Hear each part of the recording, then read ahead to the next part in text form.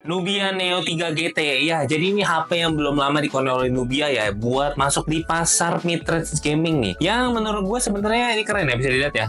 Desainnya cukup keren, antara keren dan juga tidak ya. Sebenarnya ini tergantung selera juga. Tapi kalau kalian suka yang model kayak Transformer ini bagus banget sih menurut gue. Dan mungkin yang banyak diraguin orang kayak ini HP pakai Unisoc, bagus nggak sih dibanding kompetitor Snapdragon ataupun MediaTek? Nah, gue udah pakai handphone ini selama sekitar seminggu. Sebenarnya gue cukup suka sih dengan performanya lumayan oke, tapi ada beberapa minus ya yang gua kurang demen. Ya nanti gua akan bahas detail nih di video ini. Nah, kalian udah penasaran? Langsung kita mulai reviewnya. Gua Kelvin dari Tech Doggy dan ini adalah review dari Nubia Neo 3 GT. Layarnya udah pakai OLED 120Hz, 6,8 inch, dan resolusinya udah Full HD nih. Peak brightness-nya juga ada 1200 nits yang udah cukup terang ya. Karena dia juga udah pakai OLED, dia udah 100% DCI-P3 nih, yang bikin layarnya udah cakep banget di mata. Selain itu dia punya ultra fast touch response 1200Hz ya, yang buat kalian main gaming jadinya udah cepet nih responsnya. Tapi sayangnya walaupun dia udah Full HD, untuk Netflix dia masih L3 nih, sangat disayangkan ya. Semoga dia ada update yang bikin dia bisa L1 nantinya. Nah untuk chipsetnya dia pakai Unisoc T9100 6 nanometer dan 8 core yang listnya bisa kalian lihat ya. GPU juga ditemani Mali G57. Secara performa sebenarnya udah lumayan oke nih, dan di Antutunya juga udah dapat sekitar 534 ribuan ya. Yang ini sebenarnya udah di atas Helio G100 ya. Walaupun bedanya nggak terlalu jauh, tapi yang jadi masalah adalah chipset ini kayaknya belum optimis di banyak aplikasi nih, yang nanti kalau di gaming kalian bisa lihat ya. Untuk RAM-nya dia 8 GB, udah pakai LPDDR4X yang bisa di-extend lagi pakai virtual RAM-nya 12 GB ya.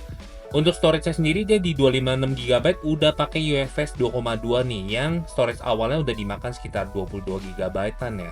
Dan kalau kalian mau nambah SD card ini nggak bisa ya, karena nggak ada slot SD card lagi buat nambah ini. Nah untuk desainnya dia panjangnya 163,3 mm, lebarnya 77,2 mm, dan tebalnya 8,2 mm ya, yang ini masih cukup tipis lah. Bahannya juga dia pakai polikarbonat maupun di samping ataupun di belakangnya. Beratnya di 203 gram, kalau pakai casing dia jadi 224 gram. Nah untuk desainnya dia pakai namanya Unix Cyber Mecha Design nih, yang bisa dilihat ya tampilannya kayak robot-robot gitu. Mungkin bisa dibilang ini mirip-mirip sama Transformer ya, kayak Bumblebee kalau di warna kuningnya.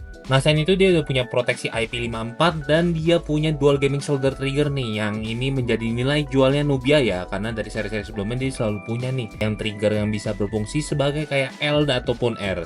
Untuk kayak desainnya juga dia bodinya flat kayak gini ya, nggak ada lekungan-lekungan, dan powernya ada beda warna sendiri. Untuk warnanya ada dua nih, dia punya Electro Yellow dan Interstellar Grey. Yang gue pakai ini warnanya Electro Yellow ya. Masing-masing juga punya desain yang lampu yang kayak matanya ini bisa nyala-nyala nih. Lalu untuk konektivitas juga udah lumayan lengkap nih, udah 5G, Wi-Fi 5, Bluetooth 5,2 yang kodeknya udah ada nih listnya. Punya FM radio, bisa NFC juga. Lalu untuk sensor-sensor juga udah hampir lengkap ya, dari GPS, GLONASS, Galileo, sampai gyroscope. Dan karena dia pakai layar AMOLED, dia udah bisa in fingerprint display ya, yang responsnya juga udah cukup oke nih. Dengan bodi sekecil ini dia masih punya baterai di 6000 mAh yang udah support 80 watt charging ya, yang chargernya juga udah ada. Selain itu dia juga udah support namanya charging separation, atau bisa dibilang ini bypass charging ya. Jadi kalau kalian mau main sambil charging udah aman nih. Selama gue pakai untuk YouTube playback 30 menit dia berkurang 3% aja, sedangkan main Honkai Star Rail 30 menit berkurang 9%.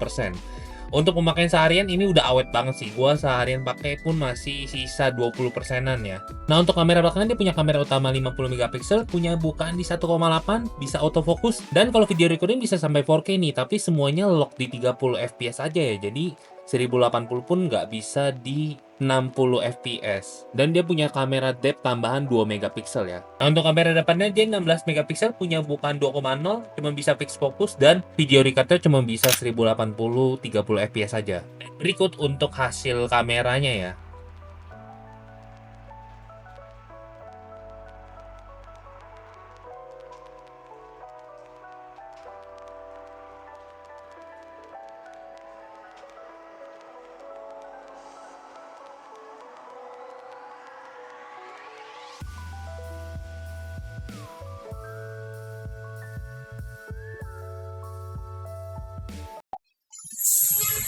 Oke, jadi ini contoh perekaman Nubia 3 GT, Nubia Neo 3 GT ya. Sayang banget kameranya cuma bisa sampai 30 fps aja nih. Gue cek sih nggak ada opsi jadi 60 fps. Dan dia kayaknya tidak ada stabilizer juga ya. Jadi bisa dilihat dia lumayan getar. Kita zoom tarik.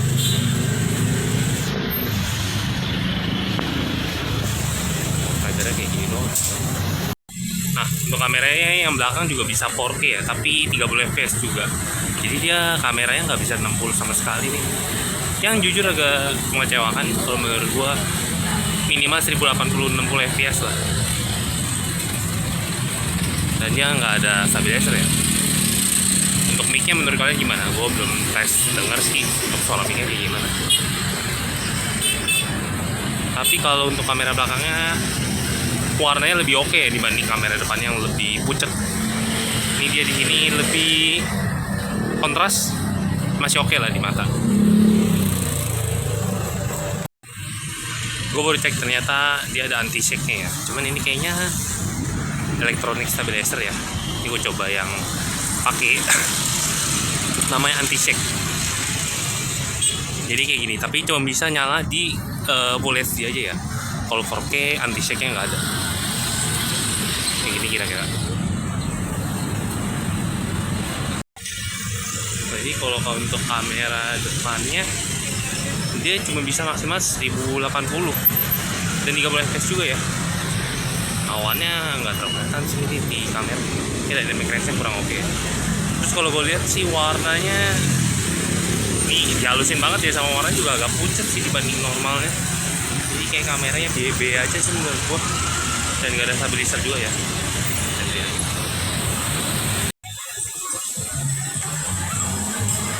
Oke, jadi ini contoh 1080p 60 fps. Ini udah pakai anti shake-nya masih getar ya.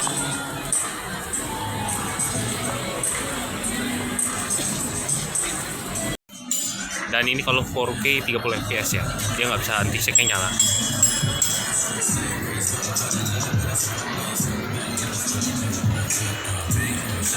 Lumayan getar sih ini. Oke, ini contoh kalau pakai kamera depan 1080 30 fps ya. Ini kondisinya agak malam. Kira-kira kayak gini.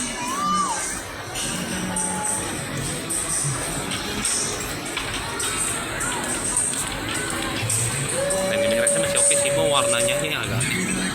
Nah, untuk speakernya dia punya dua, pertama dekat earpiece-nya sama di bagian bawah nih. Selain itu di website itu juga dibilang dia pakai DTX Ultra ya untuk speaker yang bikin suaranya juga lebih bagus nih.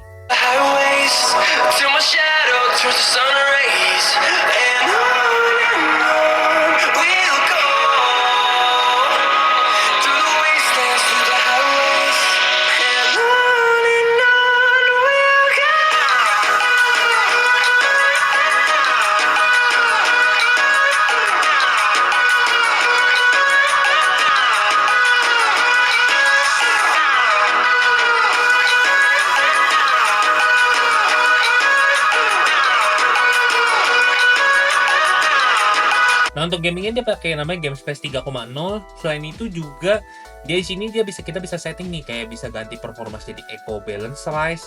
Yang gue pakai sekarang itu Rise ya buat performa maksimal. Dan juga kita bisa munculin monitoringnya, bisa untuk bypass charging, notifikasi blocking dan lain-lainnya ya. Selain itu juga bisa buat atur buat trigger LL-nya ya. Lalu untuk cooling systemnya dia pakai namanya 4083 mm VC cooling system yang bikin dia tetap adem ya. Selain itu dia juga punya AI trigger, AI behavior learning, dan dia punya namanya AI gaming companion yang namanya Demi ini ya. Oke, langsung kita mulai di Honkai Star Rail. Di sini gue settingnya medium 60 fps. Nah, ini masalah dimulai yaitu adalah dia kelok di 30 fps sih. Gue nggak tahu kenapa dia nggak bisa lebih dari 30 yang seharusnya masih kuat di atas 30 ya. Walaupun gue ganti settingannya ke low pun juga dia nggak bisa naik ke atas 30 yang di sini gue cukup sedih sih.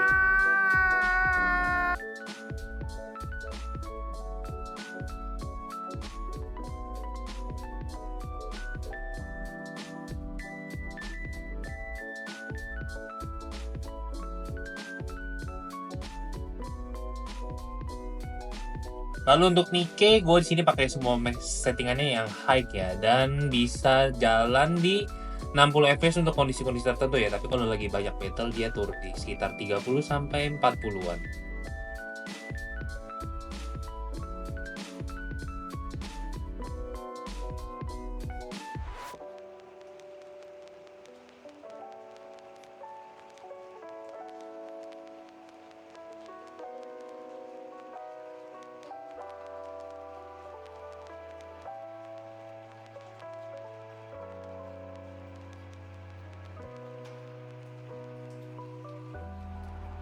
Nah, untuk withering wave di sini gue pakai low 60 fps. Untuk main sih kalau lagi keadaan sepi dia bisa sekitar 40 sampai 60 ya. Tapi kalau udah battle dia kadang suka drop di 29 atau 28 sampai kisaran 40 fps nih.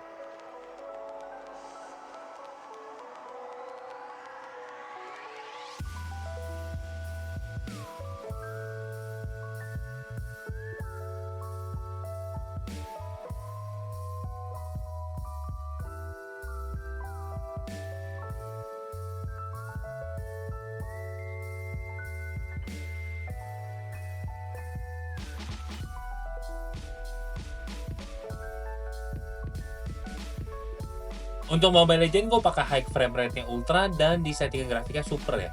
Selama main dia cuman bisa sampai 90 fps sih, tapi ini udah enak ya. Jadi udah cukup lancar, bisa di 90 stable sih walaupun dia lagi rame ya.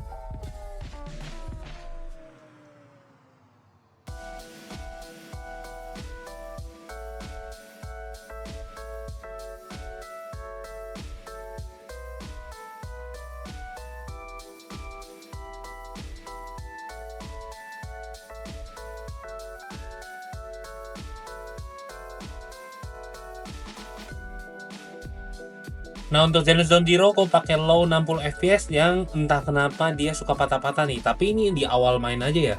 Setelah itu dia lancar lagi sih. Kalau menurut gue ini kayaknya karena belum dioptimisasi buat Unisoc-nya ya.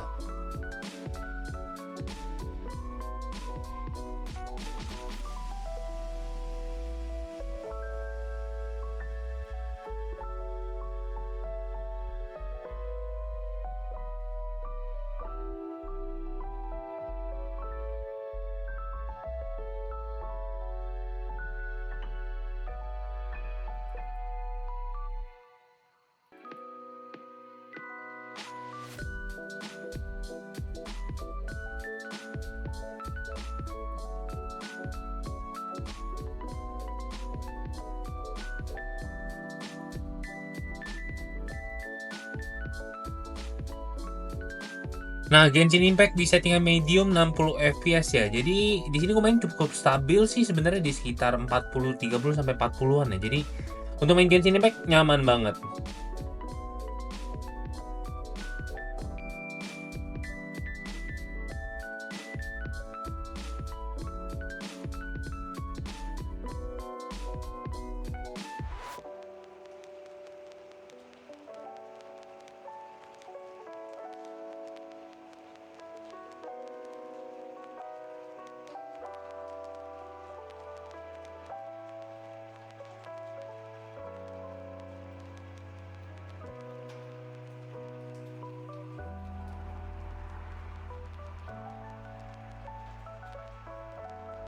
Nah, gue coba PUBG Mobile ya, bukan Free Fire ya, walaupun HP ini kalau pengen Free Fire, tapi gue penasaran dan di settingan HD Ultra dia kelok di 30 fps nih, yang kalau menurut gue ini sih tinggal nunggu update software aja sih sebenarnya atau dari PUBG-nya buat optimasi Unisoc ini.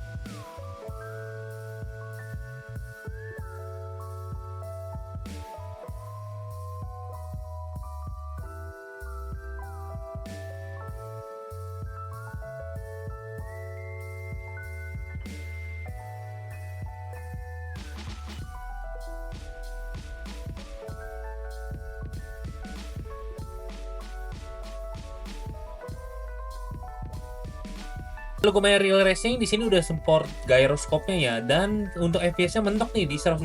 Jadi kalau main real racing udah lancar ya, ini mantep banget. Pas lagi racing kadang dia turun ke 90 ya.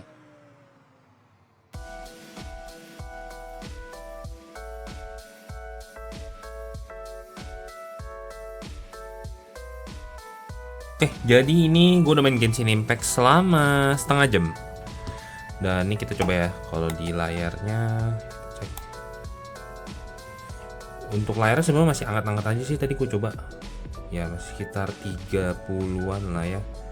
Untuk bagian layar depan, kalau bagian deket yang agak kamera nih atas, dia 36 nih, emang agak anget. Dan kalau kita di belakangnya, nih tadi gue coba ada sempet momen dia lumayan anget sih, tapi abis itu dia nggak lama turunin performa, abis itu dia jadi lebih adem sih. Jadi ini kayak cuman 30-an, cukup adem-adem aja sih kalau gue pakai ya. Jadi ini untuk kalau suhu masih mantep ya, 30 menit gue main Genshin. Untuk OS-nya dia nampaknya namanya MyOS 15 ya. Jadi ini udah Android 15 yang secara tampilan sebenarnya udah cukup oke sih, tapi kalau gue kurang suka ya dengan tampilan ikonnya.